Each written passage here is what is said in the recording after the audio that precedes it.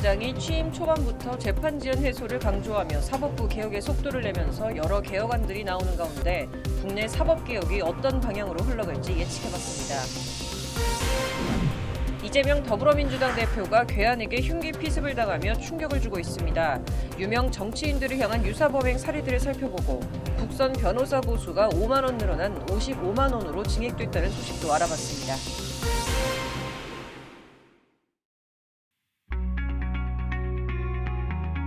시청자 여러분 안녕하십니까? 로포커스 시작하겠습니다. 대법원과 헌법재판소에서는 올해 안으로 절반 가까운 법관들이 임기를 마칩니다. 이에 따라 사법부 지형 변화가 본격화될 것이라는 관측이 나오는데요. 법관 인선이 어떻게 이뤄질지 주목됩니다. 김태용 기자입니다. 지난달 5일과 6일 당시 조희대 대법원장 후보자에 대한 국회 인사청문회가 진행됐습니다. 특위는 무엇보다도 공정한 사법부로 변모하는 것이 중요하다고 강조했습니다. 이를 위해 전문성과 중립성, 다양성을 원칙으로 대법원을 이끌어야 한다고 주문했습니다. 두 분 중에 한 분을 여성 대법관으로 한다고 해도 여성 대법관 수가 과거에 비해서 줄게 됩니다.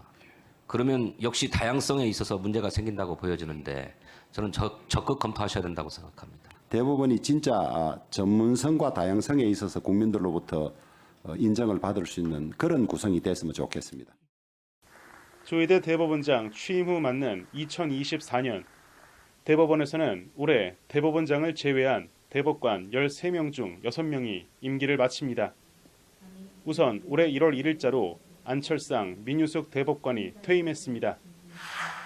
이어 김선수, 이동원, 노정희 대법관은 올해 8월 1일 퇴임하고 12월 27일에는 김상환 법원 행정처장의 임기도 끝납니다. 올해 임기를 마치는 대법관 6명은 모두 문재인 전 대통령이 임명한 대법관들. 올해가 지나면 문재인 정부에서 임명한 대법관은 노태악, 이흥구, 천대엽, 오경미 대법관만 남게 됩니다. 결과적으로 내년이면 법원 행정처장을 포함한 대법관 14명 중 10명이 윤 대통령이 임명한 대법관들로 채워지게 됩니다. 올해 퇴임하는 대법관들이 진보 성향으로 분류된 만큼 내년 이후에는 중도 보수 우위의 구성으로 변화할 가능성이 크다는 분석이 나옵니다.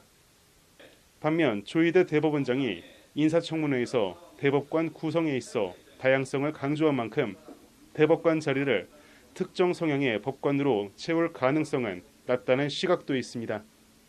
물론 명망이 있고 우선 법률 실력이 있고 또 재판부 다양성을 확보할 수 있는 그런 인재를 널리 구해야 될 걸로 생각하고 있습니다. 헌법재판소는 재판관 9명 중 4명의 재판관이 올해 헌재를 떠납니다. 이은혜 재판관은 9월 20일, 이종석 헌재소장과 이영진, 김기영 재판관은 10월 17일 퇴임할 예정입니다.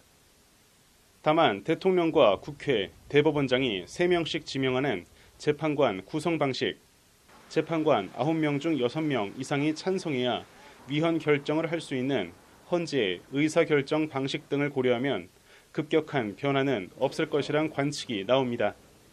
올해 임기를 마치게 되는 헌법재판관 4명 중 이은혜 재판관의 후임은 조희대 대법원장이 지명하고 나머지 재판관 3명의 후임은 국회 여야가 추천합니다.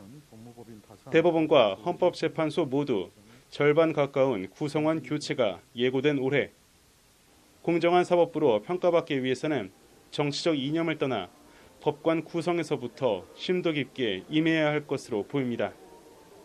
저는 대법원장으로서 법관이 양심에 따라 독립하여 재판할 수 있는 토대를 마련하는 것을 소명으로 여기고 이를 위해 최선을 다하겠습니다. 법률방송 김태용입니다. 인사와 함께 영장제도 개선 등도 조희대 법원이 풀어야 할 신년 숙제입니다. 특히 압수수색 영장 사전 신문제 등은 수사기관과 견해차가 큰데 대표적으로 어떤 과제들이 있는지 살펴봤습니다. 이 내용은 석대성 기자가 보도합니다. 헌법 정신에 따라 인신구속과 압수수색 제도를 개선하고 적정하게 운용해 국민 기본권을 보호하고 피고인의 방어권 보장과 실체적 진실 발견을 조화롭게 구현하겠다. 그간 제기된 문제를 의식한 듯 시무식에서부터 영장 제도 개편을 시사한 조희대 대법원장. 인간의 존엄성과 신체의 자유, 무죄 추정의 원칙 등을 보장한 헌법 조문을 나열하며 시스템 전환 의지를 강력히 내비쳤습니다. 사법부는 조 대법원장 지시에 따라 조건부 구속영장제 도입을 면밀 검토 중입니다. 조건부 구속영장제는 피의자에 대한 영장을 발부하되 거주지 제한 등의 조건을 달아 석방할 수 있도록 합니다. 피의자가 조건 위반 시엔 구금할 수 있는데 재판 중인 구속 피고인을 석방하는 보석제도와 유사합니다. 압수수색 영장 사전 신문제가 법률로 명시될지도 관심입니다. 압수수색 영장 심사 때 판사가 사건 관련자를 직접 신문하는 건데 앞서 김명수 코트와는 다른 전략을 구상 중입니다. 김명수 사법부는 대법원 규칙을 개정하는 것으로 사전 신문제를 적용하려 했다가 수사기관의 거센 반발로 좌초했습니다. 조 대법원장은 입법부의 손을 거치는 게 적절하다는 입장인 것으로 전해지는데 시간이 걸리더라도 수사기관 등의 반발은 최소화할 수 있다는 점을 감안한 것으로 보입니다. 현재 법무부와 검찰 등은 사전 신문제가 수사 보안을 심각하게 저해하고 압수수색에서의 관건 중 하나인 신속성을 떨어뜨린다는 점 등을 들어 반대하고 있습니다. 그렇기 때문에 대안을 제시해 수사기관을 설득하는 것도 법원 몫입니다. 아울러 야당은 사법부가 영장 자판기로 전락했다며 사전 심사제가 필요하다는 입장이지만 친검찰 성향의 여권은 이를 어떻게 받아들일지도 아직 미지수입니다. 한국형 디스커버리 추진도 조 대법원장의 개혁 공약 중 하나입니다. 재판 개시 전 당사자 간 증거와 서류를 공개해 쟁점을 명확히 하자는 취지인데 개인이 국가나 기업 등을 상대로 소송을 제기할 때 방대한 자료에 접근할 수 없어 불리하다는 점에서 필요성이 대두됐습니다. 증거의 구조적 불균형이 불공정한 재판 결과를 낳을 수 있다는 게 조 대법원장 지적입니다. 자리 이타, 자신을 이롭게 하며 남도 이롭게 하자고 주문한 조 대법원장. 갑진년이 저물 무렵 조희대 사법부는 어떤 평가를 받을지 관심입니다. 법률방송 석대성입니다. 네, 이번 주 롱포커스 신년 기획으로 사법개혁에 대한 얘기 이어나가고 있는데요. 그 마지막 순서로 법조계가 보는 사법개혁은 무엇인지 한번 들어보겠습니다. 안천식 변호사 모셨습니다. 어서 오세요. 네, 안녕하세요. 네, 지금 저희가 이번 주 신년 기획으로 사법개혁이라는 다소 좀 무거운 주제로 얘기를 나눠보고 있습니다. 첫 번째 질문으로 이 대법원장과 헌재 소장의 취임으로 기나긴 사법 공백이 끝났습니다. 이제 새로운 사법부 소장들이 이끌어 가야 할 이 국내 사법개혁은 어떤 방향이라고 보시나요? 예, 글쎄요, 그 사법개혁이 도대체 무엇일까요? 개혁의 의미를 이제 살펴본다면은 급진적이거나 본질적인 변화가 아닌 사회의 특정한 면의 점층적인 변화를 이끌어내고 고쳐나가는 과정을 의미하는 일종의 사회운동이라고 할 수 있습니다. 네. 이렇게 볼 때 사법개혁의 기본 방향은 곧 사법 본질이 무엇인지를 명확히 파악한 다음 그 본질에 더욱 충실하도록 현재 사법 현실을 점진적으로 변화시켜 나가는 방향이 되어야 할 것입니다. 네, 그렇다면 사법의 본질, 이건 뭘까요? 네, 사법의 본질은 공정하고 신속한 재판을 통해 국민 각자의 기본권을 보장하고 궁극적으로 사회 정의를 실현해 나가는 것이라고 할 수 있습니다. 그렇다면 신임 대법원장님, 헌법재판소장님께서 이끌어 나가야 할 사법개혁의 기본 방향은 곧 공정한 재판, 신속한 재판, 그리고 이를 통하여 국민의 기본권을 보장하고 우리 사회의 정의를 실현하는 사회가 될 수 있도록 지금의 법원 및 헌법재판소를 비롯한 법조 현실을 점진적으로 개선하고 고쳐나가도록 노력하는 방향이 되어야 할 것으로 보입니다. 네, 그렇다면 지금 현재 재판 지연, 법원장 추천제 등 이 사법 개혁안들로 좀 여러 가지가 논의가 되고 있는데요. 가장 먼저 좀 선제되어야 할 개혁안 뭐라고 보십니까? 재판 지연 문제는 지금 최근 우리 법조계가 직면하고 있는 가장 큰 난관이라고 할 수 있죠. 저는 이 재판 지연 문제를 두 가지 측면에서 짚어보고 싶습니다. 첫 번째는 법관 순환 보직제 문제거든요. 법원은 대법원장을 중심으로 매년 전국 법관의 순환 보직 인사를 실시하고 있는데 지방법원에 한 2, 3년 근무, 수도권 법원에 2, 3년 근무, 그리고 서울 지역에 한 3년 근무를 이렇게 순환하는 것으로 운영하고 있습니다. 저는 이러한 법관 순환 보직 근무제가 법관의 사기를 저하하고 법관의 중앙 집권화를 통한 서열화를 가속시키는 폐해뿐만 아니라 재판 지연, 재판에 대한 책임성 결여, 법관에 대한 견제와 감시의 무마, 그리고 지방 토와의 결탁 등을 등으로 인하여 공정하고 신속한 재판이라는 사법 본질을 방해하는 아주 중대한 요소라고 저는 보고 있습니다. 두 번째로 법관 수 부족 문제를 지적하지 않을 수 없습니다. 물론 이 문제는 재정적, 입법적 뒷받침이 되어야 할 부분으로 대법원장의 결단으로는 한계가 있을 수밖에 없을 것입니다. 그러나 이 부분에 대해서 아마 꾸준히 노력해야 될 것이고요. 자, 지금 좀 해결해야 될 과제들이 굉장히 산적해 있잖아요. 근데 오는 2월 있을 좀 법관 인사도 좀 관심인데요. 이 조대법원장의 색깔이 확연히 보일 거다라는 전망이 나오고 있습니다. 어떤 인사들이 좀 개혁 의지를 보여줄 수 있을까요? 조희대 신임 대법원장님은 이제 법조계의 딸깍발이라고 불릴 만큼 많은 법조인들의 아마 존경을 받고 있는 분입니다. 네. 저는 이에 대해서 기대하는 바가 되게 크고요. 또 신임 대법원장님의 성향을 보수로 분류하는 의견도 있지만은 그분의 판결 하나하나를 분석해 보면은 어떤 특정한 이념이나 성향에 치우쳤다고 보기는 참 어렵습니다. 네. 이런 이번 법관 인사에서는 한계가 있을 수밖에 없겠지만은 장차 법관 순환 근무제 범위를 줄여나가면서 대법원장 스스로 법관 인사 권한에 대한 한계를 설정하고 또 그 권한의 일부를 각급 법원으로 이양하는 방향으로 가면 어떨까 하는 생각을 하고 있습니다. 네, 국내 사법 개혁에 대해서는 한번 여기까지 들어봤는데요. 해외의 경우 지금 어떤가요? 예, 앞서 본 바와 같이 사법 개혁은 우리 사법제도가 사법의 본질을 얼마나 충실하게 수행하느냐의 문제로서 외국의 사법제도와 단순하게 비교하는 것은 저는 별 의미가 없다고 봅니다. 네. 예컨대 이제 노르웨이 등 사법 선진국은 참심제도를 도입하고 있는데요. 네. 대부분의 국민들은 일반 국민 중에 선출한 참심원보다 관료 법관을 더 신뢰한다고 합니다. 가령 또 미국의 경우도 O.J. 심슨 사건에서 많은 비판을 받았고 네. 미국 배심 제도에서 그죠. 그리고 또 특히 1992년 LA 폭동 사건의 촉매지가 된 사건이 이제 로드니 킹 사건이라고 하는데 네, 이것도 역시 배심 재판에 대한 결과로 그렇게 촉발된 것이거든요. 네. 즉 참심제도나 배심제도가 국민의 재판 참여 활성화를 통하여 법관의 독점적 재판 권한을 견제한다는 측면에서는 의미가 있지만은 그 자체가 곧 우리 사회의 사법 불신 등의 해결을 모두 해결하는 그런 답이라고는 생각하지 않습니다. 그래서 말씀을 좀 종합을 해보면 외국과의 사례를 비교하기보다는 우리나라가 가지고 있는 독특한 환경에 대해서 좀 진단을 하고 자정의 노력을 해야 된다라는 말씀이신 것 같습니다. 네. 네. 그렇다면 마지막으로 조금 더 이 사법개혁에 대해서 개인적으로 하고 싶으신 말씀 있으시다면요. 단언컨대 현직 법관들의 열정과 노력만으로는 우리 사회의 사법 불신을 일수하고 사법 신뢰의 길로 나갈 수는 없다고 저는 생각합니다. 법관도 사람인데 실수가 있을 수밖에 없고 또한 같은 법관끼리 그 실수를 제대로 발견하거나 지적하는 데는 한계가 있을 수밖에 없습니다.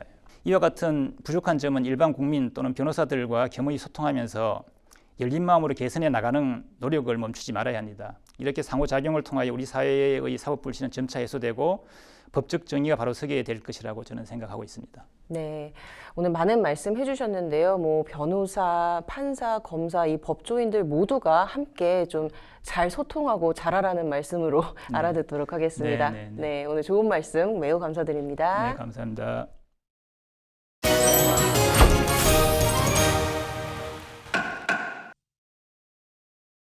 한 주간 이슈를 알아보는 앞으로 코너에서는 이번 주 화제였던 이재명 더불어민주당 대표 피습 사건과 국선 변호인 보수에 대해서 다뤄보도록 하겠습니다. 양윤석 변호사 모셨습니다. 어서 오세요.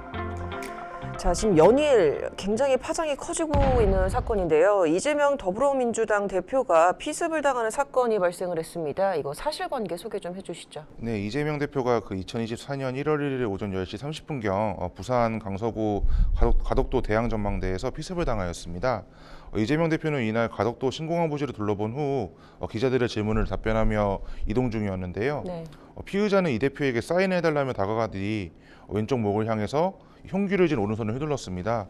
이재명 대표는 피습으로 목에 부상을 입었고 부산대병원에서 응급치료를 받은 뒤 서울대병원으로 이송되어 수술을 받았고 현재 회복 중에 있습니다.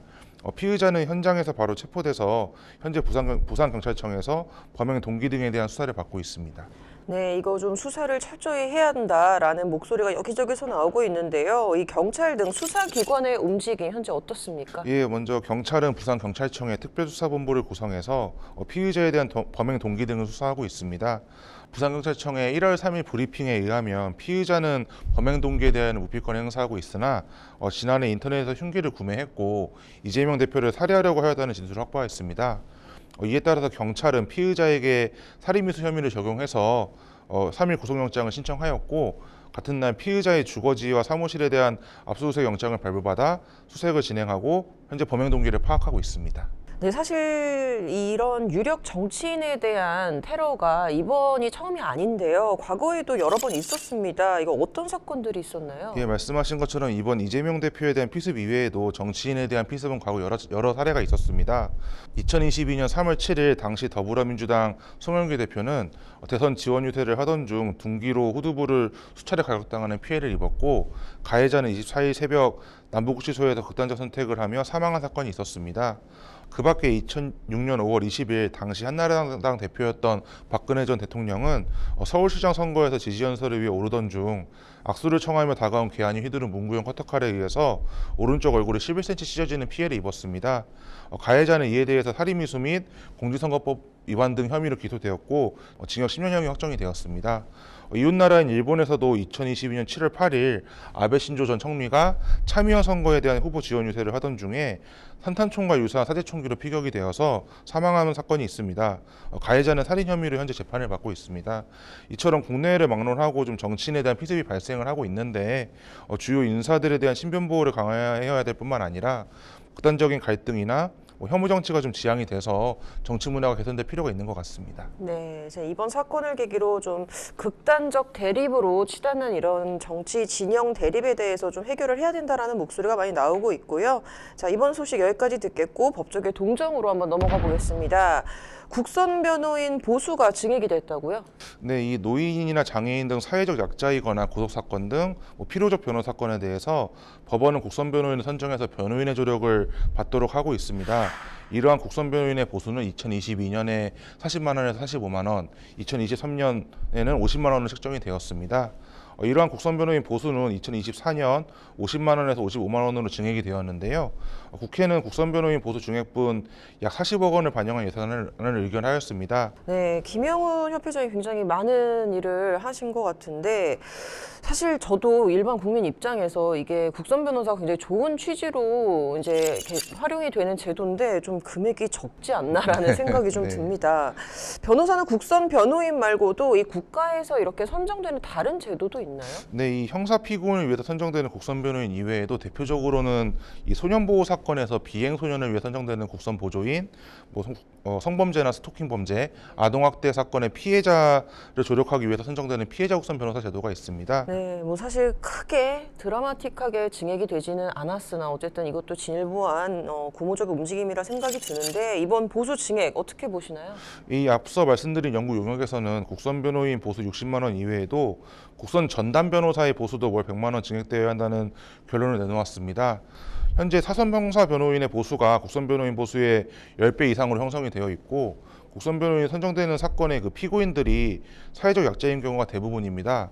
그렇다면 이 국선 변호인의 적극적이고 충실한 변호를 위해서 단순히 변호사의 사명감이나 공익적 지위에만 의존하지 말고 보수를 좀 더욱더 현실화할 필요가 있다고 생각을 합니다. 이러한 보수 현실화가 결국은 국민의 변호사의 조력을 받을 권리, 재판받을 권리 등 기본권 보장을 위한 수단이라는 것에 대해서 좀 공감대가 형성되었으면 하는 바람입니다. 네, 말씀하신 대로 사실 법적으로 국민들이 좀 제대로 된 조력을 받을 권리는 꼭 보장이 되어야 할 기본권이기 때문에 이 국선 변호사 보수에 대해서는 앞으로 조금 더 논의가 필요해 보이네요. 오늘 말씀 여기까지 듣겠습니다.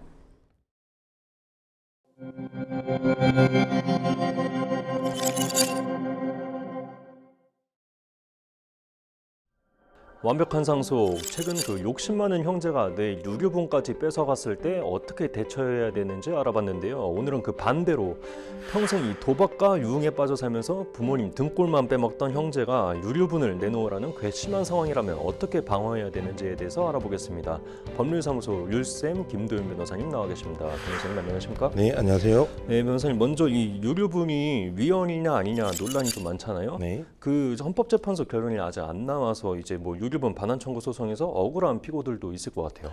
네, 이 유류분 제도가 도입된 지 약 40년이 지났고 그동안 유류분 제도의 타당성에 대해서 많은 의견들이 있었는데요. 네. 아직까지 이에 대한 명확한 결론이 나오지는 않은 상황입니다. 네, 그 헌재에서 위헌 결정을 내리지 않는다면 뭐 유류분 소송은 계속 될 텐데요. 앞서 뭐 말씀드렸다시피 뭐 유류분 소송을 당한 피고 입장에서는 또 억울할 수 있지 않겠습니까? 그런 네. 분들 입장에서는 또 이제 유류분 반환 청구 소장을 받았다면 어떻게 좀 대처를 해야 할까요? 네, 유류분이라는 게 상속인의 최소한의 상속분을 보장해주는 제도이므로 예. 사실 그 취지에 대해서는 충분히 공감은 할 수 있지만 네. 이 현실에서는 구체적인 사정에 따라서 이게 억울한 면이 생길 수가 있습니다. 예. 그래서 이 유류분을 방어하는 방법 말씀드리면요, 크게 4가지로 나눌 수 있는데요. 네. 첫 번째로 소멸시효를 확인하는 것입니다. 네. 유류분은 상속의 개시와 반환하여야 할 증여 또는 유증을 안 때로부터 1년 그리고 상속이 개시된 때로부터 10년 내에 청구하여야 하는데요. 예. 특히 1년이라는 기간을 잘 봐야 합니다. 예. 이 판례에 따르면 단순히 피상속인이 사망한 때로부터 1년이 지나면 유류분 반환 청구를 할 수 없는 것이 아니라 증여나 유증이 있었고 그로 인해서 본인의 유류분이 침해됐다는 사실까지 알았을 때 네. 그때를 기준으로 1년이라고 판단하고 있으니 이 구체적인 사실관계를 잘 파악을 해야겠죠. 네, 그 소멸시효가 지났는지 일단 확인을 해야 되고 두 번째 방법은 또 무엇이 있을까요? 네, 두 번째로는 남은 상속 재산을 확인하는 것입니다. 네. 이 유류분은 결국 피상속인으로부터 최소한의 상속분도 받지 못했을 경우에 청구할 수 있는데요. 만약 생전 증여나 유정이 있었다 하더라도 피상속인이 사망할 당시에 그 상속 재산이 남아 있어서 네. 이를 분할하니까 다른 상속인이 최소한의 상속분 이상을 가져갔다. 네. 이런 경우에는 유류분 침해가 되지 않겠죠. 그래서 이 피상속인이 사망 당시에 남은 상속 재산이 있다면 유류분 반환 청구와 함께 상속 재산 분할 심판이 병행이 돼야 하고요. 네. 사실 이 상속 재산 분할이 이루어진 이후에야 유류분 침해 여부를 확인할 수 있겠죠. 예, 남은 상속 재산이 얼마 있는지 확인하고 이를 나누는 방식 두 번째가 있었고 세 번째는 또 무엇이 있을까요? 네, 세 번째는 피상속인이 다른 상속인에게 증여하거나 유증한 재산이 있는지 찾아보는 것입니다. 네. 이 유언의 경우는 이 피상속인이 사망한 이후에 재산이 이전되니까 명확하게 드러나는 경우가 많지만 이 증여 같은 경우에는 은밀하게 이루어져서 사실 잘 모르는 경우가 있거든요. 네. 그래서 피상속인이 생전에 다른 상속인에게 증여한 재산이 있는지를 잘 찾아봐야 하고요. 만약 이제 개인이 그런 재산을 찾기가 힘드시다면 네. 법원을 통해서 피상속인의 재산을 확인을 하셔야 하고요. 예. 또 이제 필요에 따라서는 다른 공동 상속인의 재산도 확인할 수 있으니 예. 이 점을 참고하시기 바랍니다. 네, 부모님이 돌아가시기 전에 유증이나 뭐 따로 이제 뭐 증여를 했던 것들을 먼저 찾아보는 것도 방법이 있고 네 번째 마지막 또 어떤 것이 네. 있을까요? 마지막으로는 유류분에 포함되지 않는 재산을 찾는 것인데요. 네. 이 유류분 제도는 1979년 1월 1일부터 시행되었기 때문에 네. 이 제도가 시행되기 전에 증여가 되고 그 이행이 완료된 재산은 유류분 반환 대상에 포함이 되지 않습니다. 네. 그리고 상속법은 공동 상속인 간의 실질적 형평을 추구하기 때문에 피상속인이 상속인에게 증여나 유증을 했다 하더라도 그 증여나 유증이 본인을 부양한 대가라든지 경제적으로 기여한 것에 대한 보답으로 줬다면 아, 예. 이는 특별 수익에도 빠질 수 있기 때문에 네. 이러한 경우에도 유류분에 포함되지가 않습니다. 네. 근데 이런 좀 뭐 구체적 이제 사실관계에 따라서 달라지기 때문에 좀 이런 건 좀 유의할 필요가 있을 것 같아요. 네, 이런 부분은 아무래도 상담을 받으시면서 본인이 어떻게 주장을 할지를 좀 정하셔야 될 것 같습니다. 네, 먼저는 이제 내가 부모님을 잘 모셨는지 그리고 유류분이라도 받을 자격이 있는지 돌아보는 게 중요할 것 같습니다. 유류분 반환 청구 소송에 있어서 피고 입장에서 방어할 수 있는 방법에 대해서 알아봤습니다. 궁금한 내용 변호사님께 여쭙거나 완벽한 상속 문의해 주시면 좋을 것 같습니다. 상속 전문 변호사 법률사무소 율쌤 김도윤 변호사님 함께했습니다. 변호사님 감사합니다.